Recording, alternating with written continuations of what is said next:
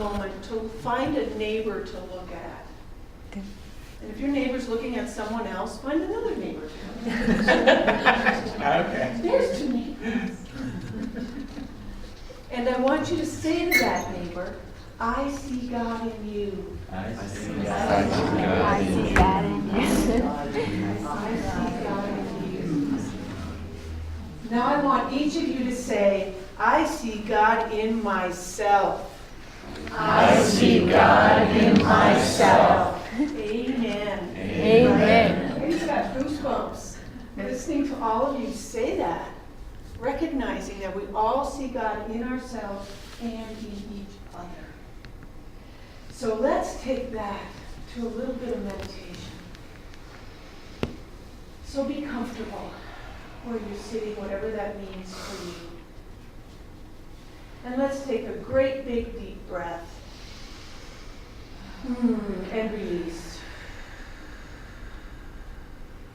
And let's do that again.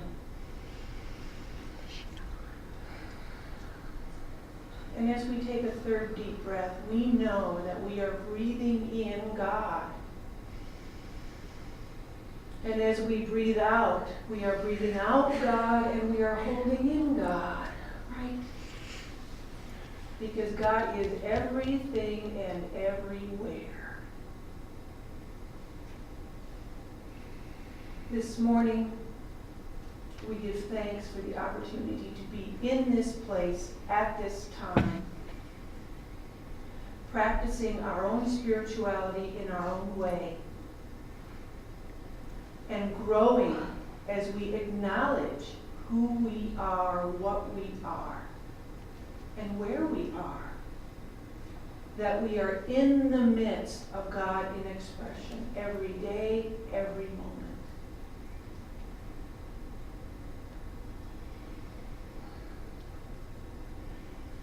And as we deeply acknowledge that God is all and all around, we take that thought, that belief, that knowing into a couple of minutes of silence.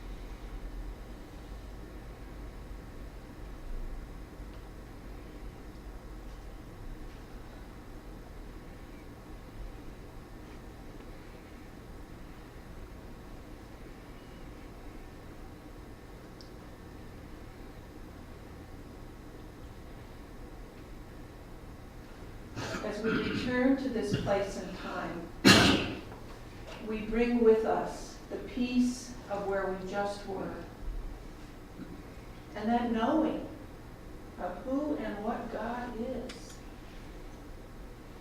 Each of us is that expression of God. And as we create our lives of masterpieces with imagination, it is our divinity bubbling forward so that we can be all we are meant to be.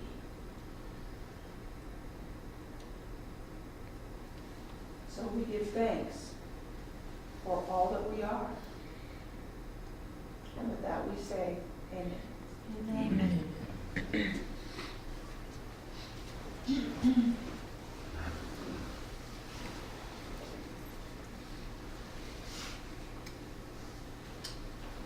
Today we are taking a fresh look at the 5 principles.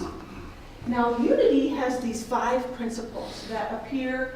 I think we have some bookmarks with 5 principles. It's in youth information. I think it's on the back of our bulletins. The 5 principles have become a real foundation. Would you mind using the mic? No, I'm good. I'm good. She's good. I can't turn this mic up. They can turn this mic off. Is it on? Yeah, I got it. I'm on. Are you on? Yes, I'm on. Thank you. So, and I'll make sure and enunciate this clearly. A fresh look at the 5 principles. Now, many of us, myself included, up until I read more about the 5 principles recently, I kind of thought that maybe Myrtle and Charles devised the 5 principles, because I know the 5 principles as a foundation of unity. But I learned that Connie Fillmore came up with the 5 principles no more than about 30 years ago. She talked about them in a Sunday message. And people so resonated with them that she wrote them down in an article in what was then a Unity publication. And the 5 principles caught fire. People went, I get this. This makes sense to me. This helps me understand unity a little bit better.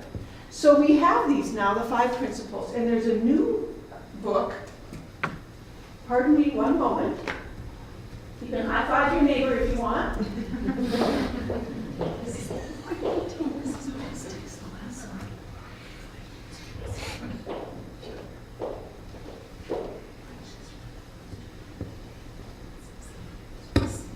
There's a new book in just the last couple of years called The 5 Principles. Nice little book. I would say it's a quick read, but it's really not a quick read.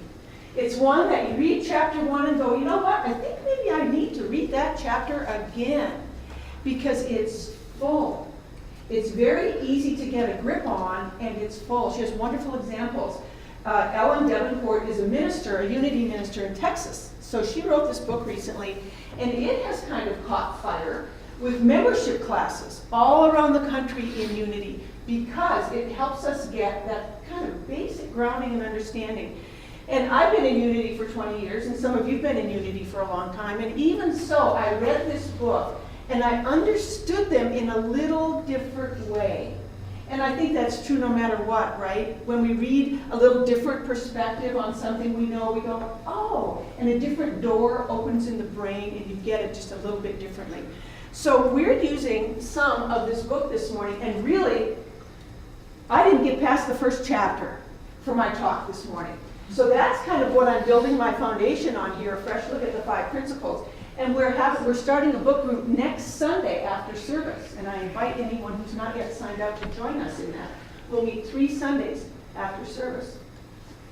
So, did anybody else other than me do this with your God beliefs at a certain point in your life? I grew up with my parents' religion, as we probably all did. And when I left home to go to college, well, for a while, it hadn't made sense to me. Since I was about 14 or 15, I was going, this doesn't make sense to me. I don't like this mean God, right? I mean, who gets really mean and vengeful with people, and then gets loving, and I'm supposed to trust this God? Not so sure. So I was kind of letting that go, well, I'm not going to fight it, you know what, but I'm just going to let it go away.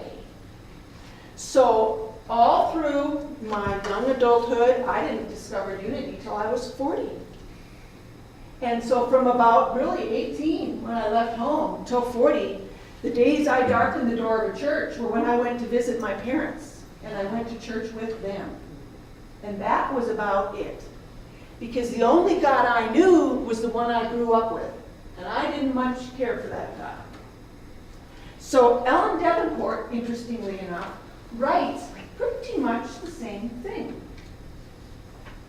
Let's see if I can share this with you.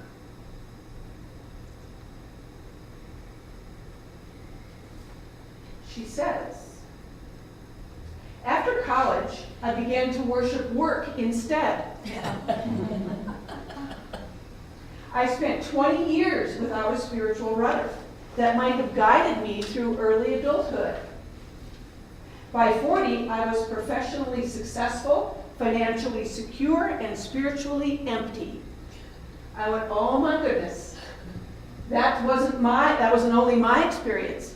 I share that experience probably with a lot of people. She says, I now know that my story is fairly typical, except that the emptiness seems to be setting in sooner with each generation. Simple and concrete explanations about God wore out for me, and rather than investigate further, I gave up any semblance of a spiritual life. I pretty much did the same thing. My spirituality was being in nature, and I had that. Yet, I didn't know until 20 years later there was a piece I could add to that. She says, I wasn't aware of alternatives. I knew only the dogma of my childhood church. That's all I knew. A set of rules that no one could meet except Jesus, right? Jesus was the exception. Nobody could you couldn't get close to this guy, right? He was held up so high. Who was considered divine and perfect and given such an all or nothing option, she says, I chose nothing. I had no concept of God for grown-ups. And you know, I went online, excuse me, and I put in this catchphrase in Google, God for grown-ups. You know, there are books by that name, God for grown-ups. So I got real curious to take a look at those other books that are called God for grown-ups. Other people have been thinking about this. It's not unique to Unity. To think about what is a God for me as a grown-up that I can claim as my very own. So some of us did that. God belief, not working for me. But what are the alternatives? So instead, yes, I want that. Oops, no, I don't want that. Nemo. How many of you have seen Finding Nemo? Okay. So Nemo leaves home, right? He leaves home. He's got this, he feels bad because he's a little different, right? He's got this funny little fin. Anybody ever feel different? Okay, so Nemo leaves home to find himself. And he goes through all kinds of adventures, right? And when he comes back, he's stolen. Well, he kind of wanders away and then gets stolen. Yeah, okay, right. When he comes back, what kind of reception does he get? Does his dad go, you are so naughty, I never want to see you again. You left home, you just stay gone. Is that what happens? No. Come back to us. We're so happy to have you back home. Does that remind you of a Bible story? The prodigal son. Here we are with the prodigal son, right?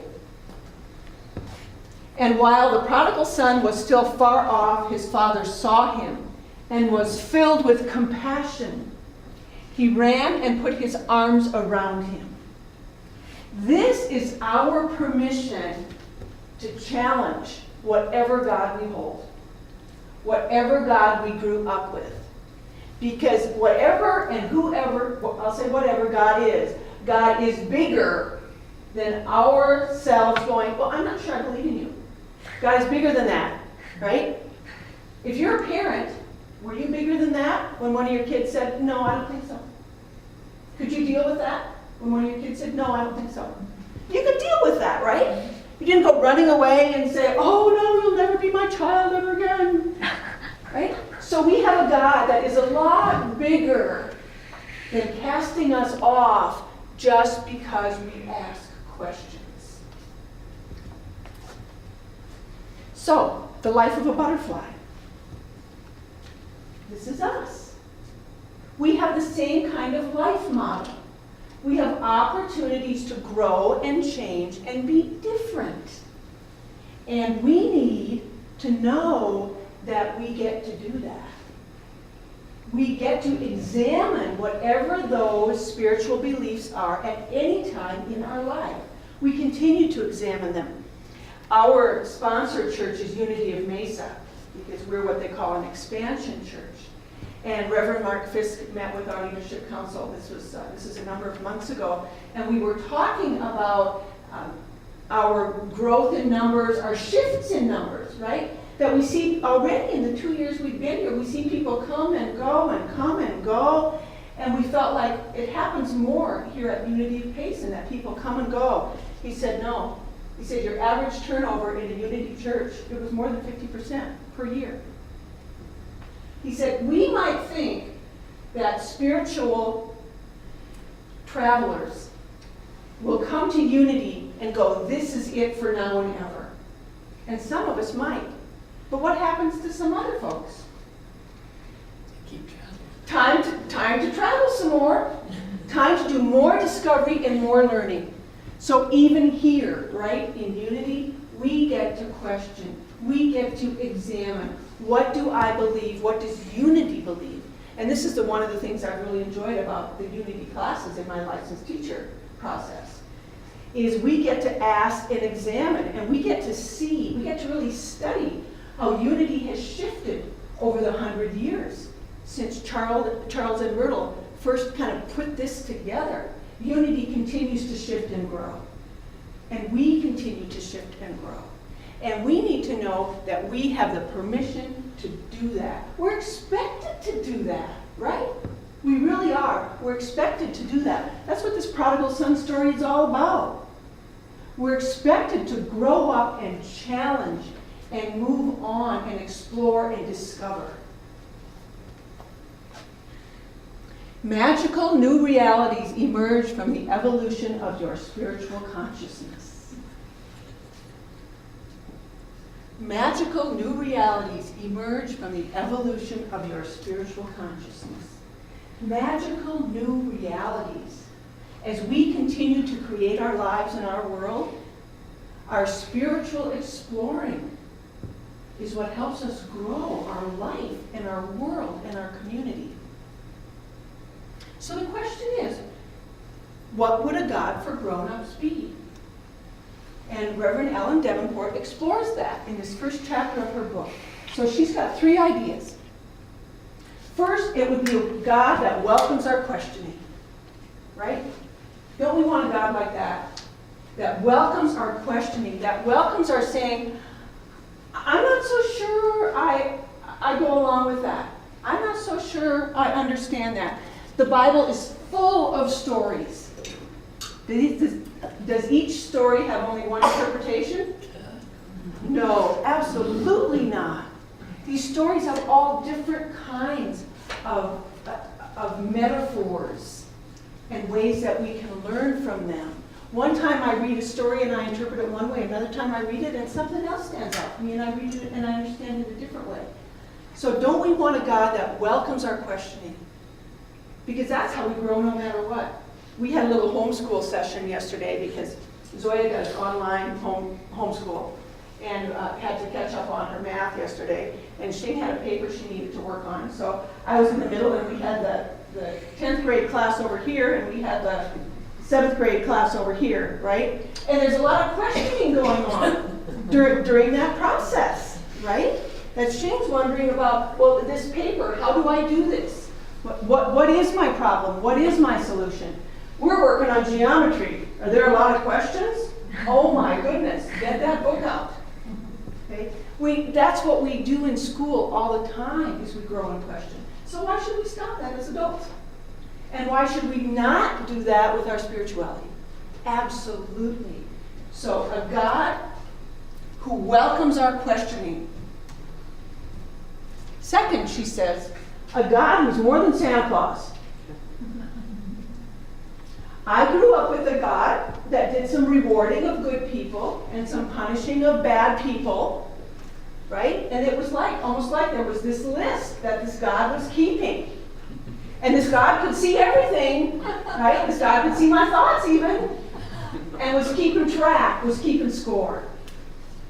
And Ellen Debenport says, our God is so much bigger than this. So much bigger than this. And it's not about keeping score anyway. Because how do we learn? Lots of times, it's by doing those things that later we go, why did I do that? What was I thinking? But if you hadn't done that, might you have missed an important learning? It's all part of our path. And it's nothing to be punished for, and it's nothing for a God to punish us for. It's for our God to say, like that, right? High five. High five. You're thinking, you're trying things, you're exploring new things.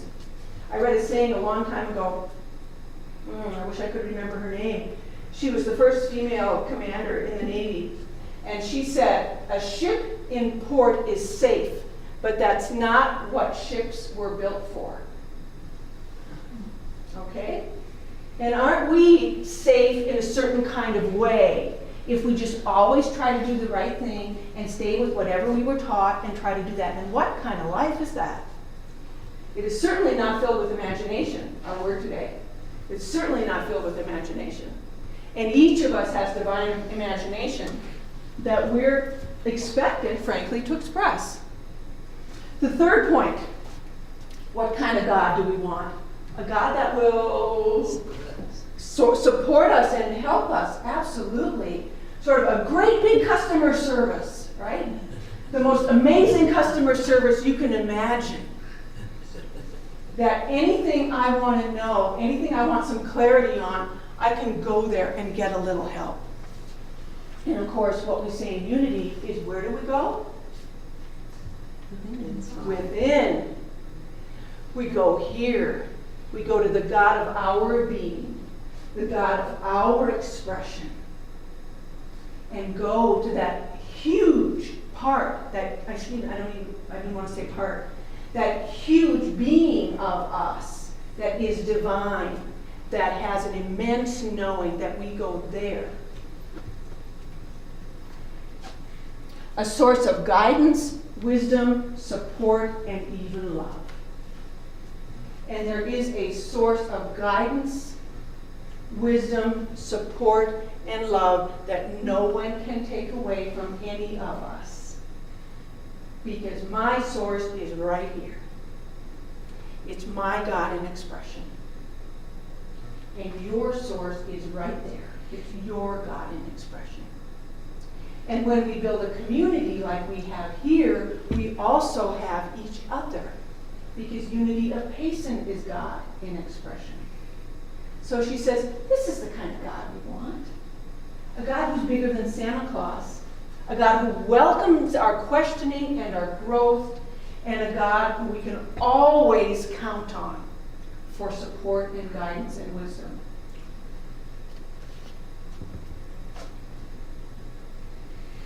Yet this is the point much of our Western spirituality has come to. A God who is a supernatural being, dwelling outside this world, able to invade it in miraculous ways, to bless or to punish, and to come to the aid of frail, powerless human beings.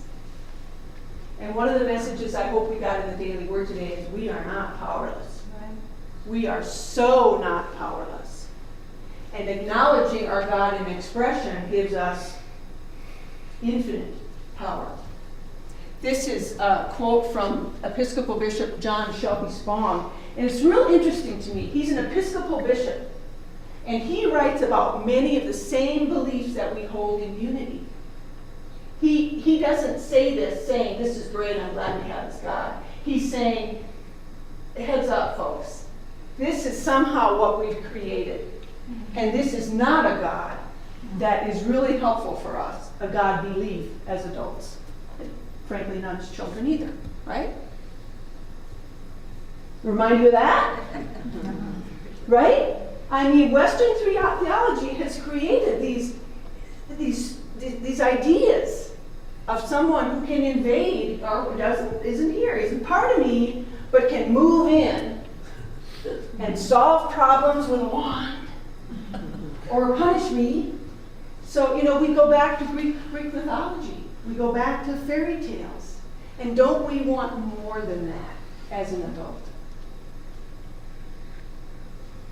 Yet, on the other hand, there are a lot of interesting beliefs around the world that pull in some of the very foundations of unity. And Charles and Myrtle studied about 100 different religions when they devised this thing they called unity. So it's really no surprise that some of the things you're going to see up here look familiar to you. Buddhist, a net stretching in all directions was the vision, is the vision. Hopi talks of the spider grandmother, everywhere, reaching, moving. Ancient Chinese, the Tao or the flow of the universe.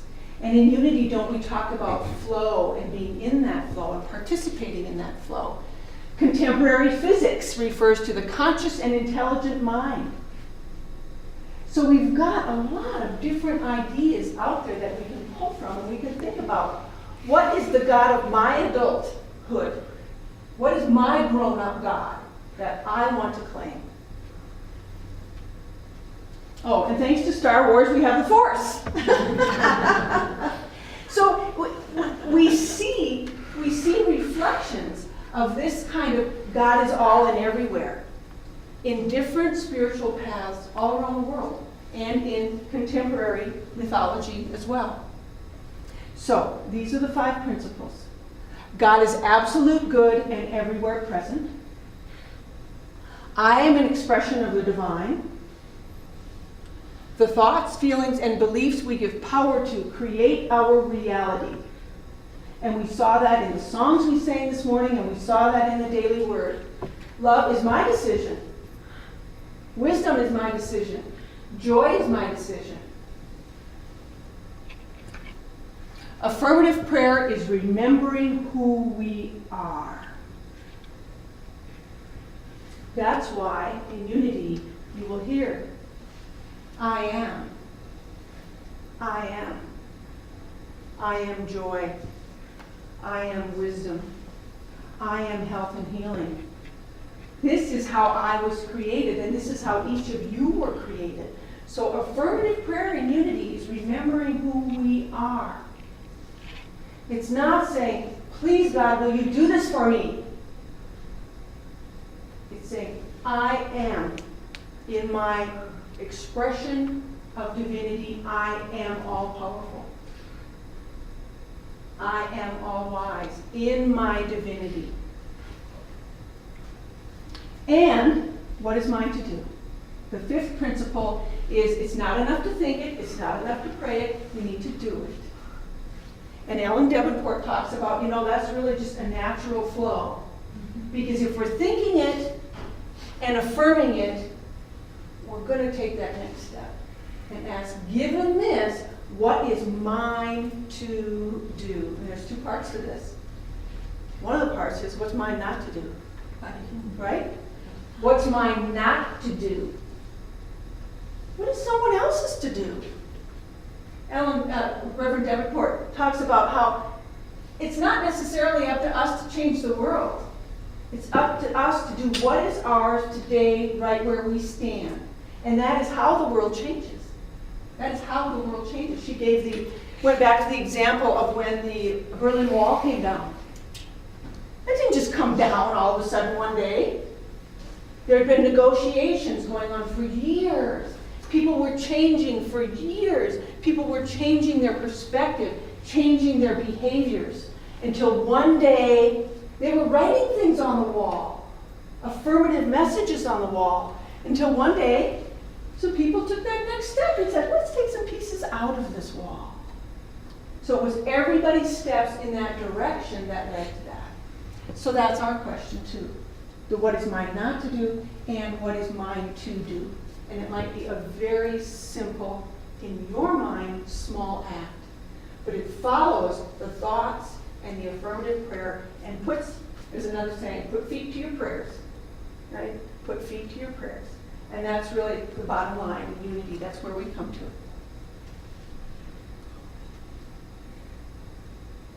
So, final reminder, we're doing a class on this book, 3 Sundays, starting next Sunday after service. I have a sign up in the back and an outline in the back. And if you have questions, ask me. So thank you very much.